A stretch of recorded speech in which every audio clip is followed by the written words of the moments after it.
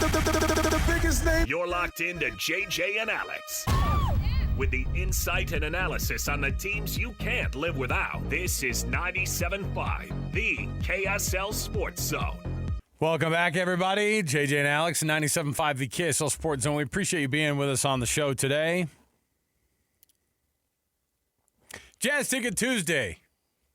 That's right, it's Tuesday. We've got Jazz tickets to give away to you. It is for this Thursday's game against the Portland Trailblazers. All you have to do on a Jazz Ticket Tuesday is give us a call and be caller number 12, and we'll hook you up with those tickets. 801-575-ZONE. That's 801-575-ZONE. 801-575-9663 for that pair of tickets to the Jazz Trailblazers game. I'll tell you who won't be there. Still won't be back from the long, arduous assignment out there in northern Italy. In the Dolomites, he is Sam Farnsworth joining us on the program, KSL 5 Television. Sam, you doing all right? You guys made it back to the hotel okay?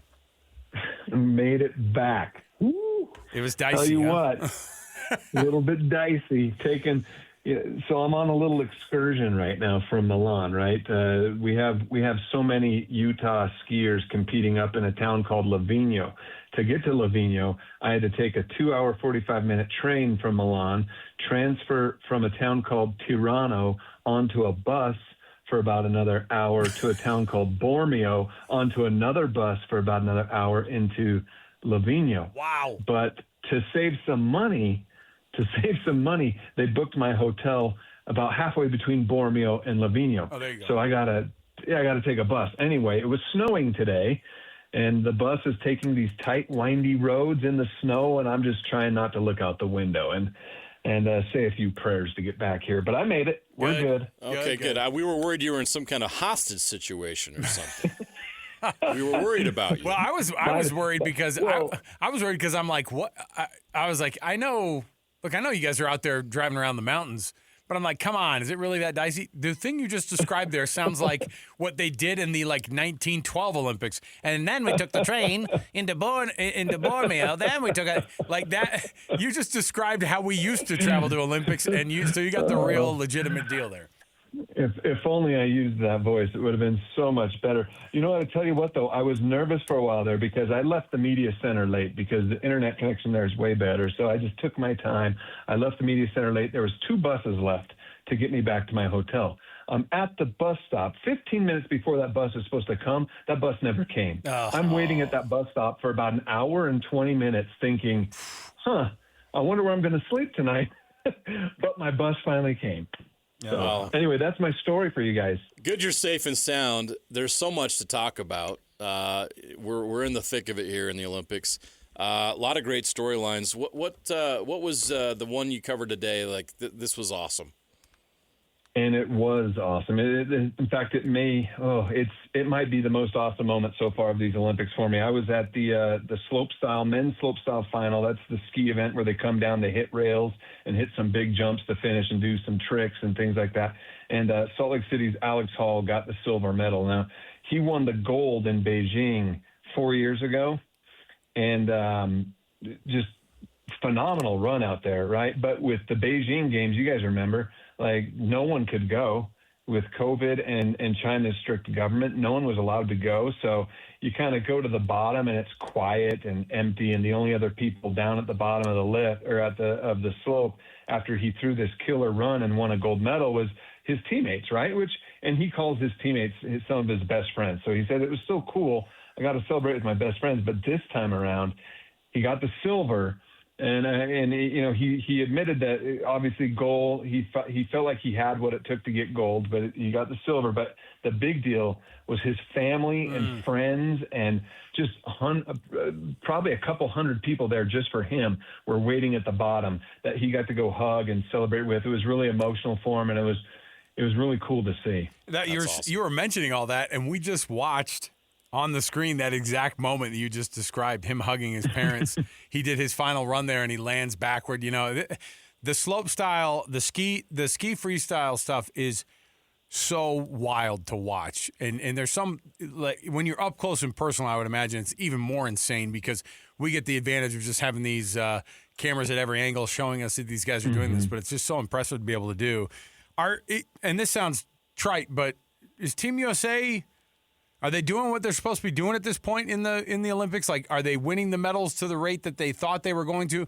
There's always a little bit of like some disappointment over here, and then maybe a shock where you get a winner where you didn't necessarily expect it. But how are things going overall as to where people thought the U.S. was going to be participating? Yeah, you nailed it. I mean, because I think they've left a couple of medals out there on the table, so to speak, especially in speed skating. I think there's a couple medals that they probably should have won that they didn't win there. But then they go and steal medals like in curling, right, and stuff like that. So I think for the United States at the Winter Games, they're usually like a top 3 or 4 country. They're not the front runner always, right? Yeah. Like we're used to in the Summer Games. You know, you've got Norway is such a powerhouse in these Winter Games, right? The home country always has a big boost too. Italy's doing well so far too. Yeah, they've done great, and so I think this is probably close to what we would expect. I think you're going to see a little bit more of a surge here in American medals, but at the same time, these especially European countries. There's just so many phenomenal winter sports athletes from those countries that they really do make it quite challenging for the United States. But, there's been disappointment along the way too, though. We talked about, you guys have probably already talked about Lindsey Vonn the last couple of days, right? And obviously that was just such a an unfortunate turn of events, just bad luck. But then Breezy Johnson gets the gold medal. So it's kind of like going back and forth throughout these games too. So, but yeah, I would say the U.S. is probably competing about where they're expected, maybe a little under, but they're by no means the powerhouse country when it comes to Winter Games. Now that we're a hockey market and we love the NHL and we love the Mammoth, we're paying a lot more attention to hockey and even the women as well. And they were dominant today. Is that women's team, and they got a 5-0 win over Canada today, are they the favorites, or was this just a group play situation where they got the best of them today and it's going to be a battle again coming up? What's their status? I'll start at the end and go backwards. I think when they meet again, it will be a battle. Okay. But I'll tell you this, I'll go back to the beginning. They are the favorites. They are the clear-cut favorites, and I wasn't totally sure of that. But I knew they were talented just based off of some of the things I'd seen, some of the things that I had been hearing from reporters that follow women's hockey closely, that they're saying this may be the best compilation of the United States, women's hockey players ever.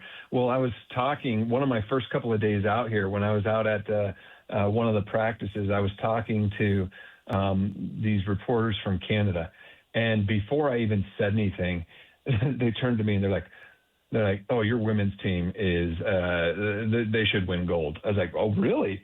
And he's like, yeah. He's like, they are so good. And they're saying that their team is also very good, but that this is one of those cycles where the U.S. women are just so good. And so they won gold, I want to say, 4 Olympics ago, and they've won 3 straight silvers. I think that's the track record that the U.S. women have right now. It's something like that. The last 4 Olympics, the U.S. has won 1 gold and 3 silvers, though. And no. The gold came more. I don't know. I think they got the last one. I think the U.S. may have won the last one. That was the dramatic. That's right. That was that dramatic finish. I remember that now. But so they are on track, though. They are on track. I would be shocked for them to get anything less than a silver, but I am confident that this women's team can get gold. All right, Sam. So the men's team, obviously, they get to fire things up on Thursday. Are we going to see Clayton Keller hit the ice very much, or maybe not at all? What are we thinking with that? And that's kind of a mystery, right? Because he played so well at Worlds as the team captain of that team that won them a major championship. I mean, they won the Worlds, for the first time in 92 years, but that was the first major championship they'd won since the 1980 Olympics, right? I mean, the U.S. hasn't even won a gold in the Olympics since then either. So it's you take the captain of that team and you're like, man, there's no doubt about the value he had on the ice for the United States in that tournament. Now, that tournament didn't feature most of the players that we saw at the 4 nations that make up most of this Olympic roster. So when they all came together, I mean, I talked to Matthew Tkachuk the other day. I talked to Captain Austin Matthews. Yes, Austin Matthews the other day. I asked both of them about Clayton and what kind of a teammate he is, and they just raved about Clayton Keller and how great he is. And the thing is they're all very familiar with him because they all played Worlds together like 7-8 years ago, whenever that was. And so they have that familiarity. It's just been a little time. But they all mentioned how since they've come together here for the Olympics, they've been swapping stories, reminiscing about those times that they used to play together. So there's no question about the chemistry and that Clayton Keller belongs on the team.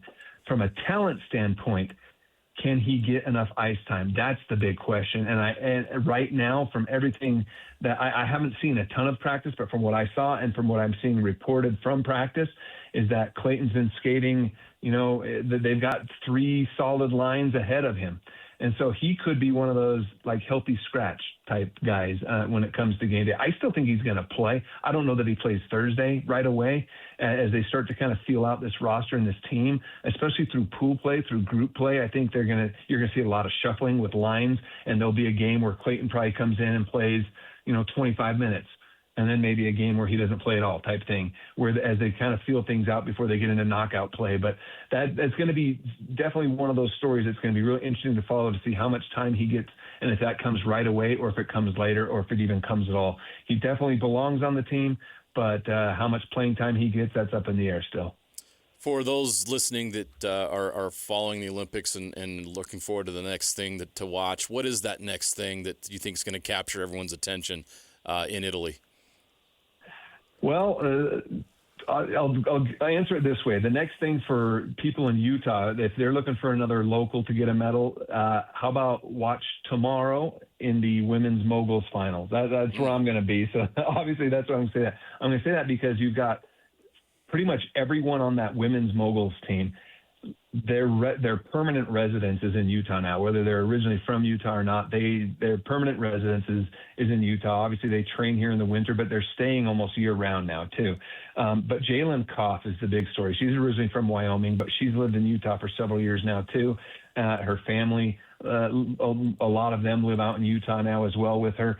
She won a silver medal back in Beijing, and it's kind of like the Alex Hall story where she won that medal. She had no one to celebrate with until she landed at the Salt Lake airport. And I was at the airport when she landed 4 years ago. Her mom told me at the airport that was the first time she got to hug her in like 6 months because they didn't want her to get sick, right? Yeah. They didn't want to risk anything. They wanted to keep her healthy until she went to the games.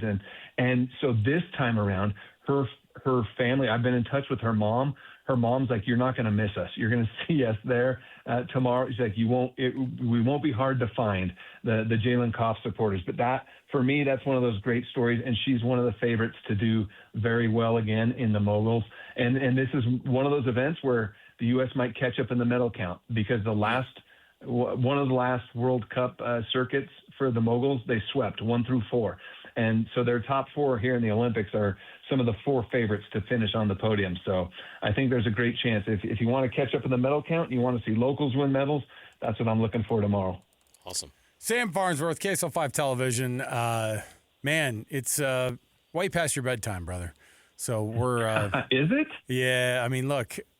Well, and when do you have to get up though? That's the thing. Do you have to get up and shoot something for somebody in the middle of the night? Does Gephardt make you come over and hold the bounce for the live shot or something? I don't know.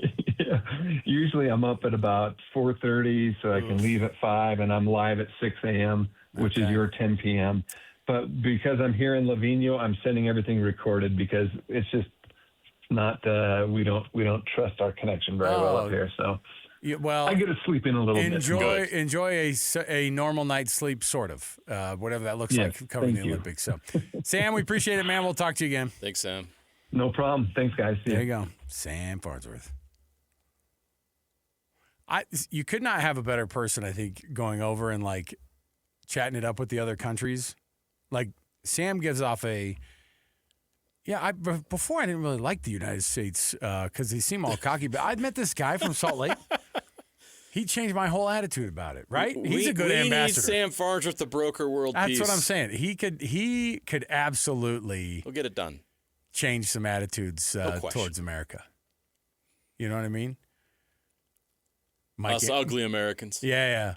Mike Anderson goes in and ruins it, though. He goes in and just Him and Matt Gephardt just out there, Too many dry jokes. just terrorizing the people of Italy. I don't man. appreciate his humor out there. No. All right. We'll take a break. We'll come back. We've got a Sucks to Be You right around the corner. Stay here. 97.5 KSL Sports Zone.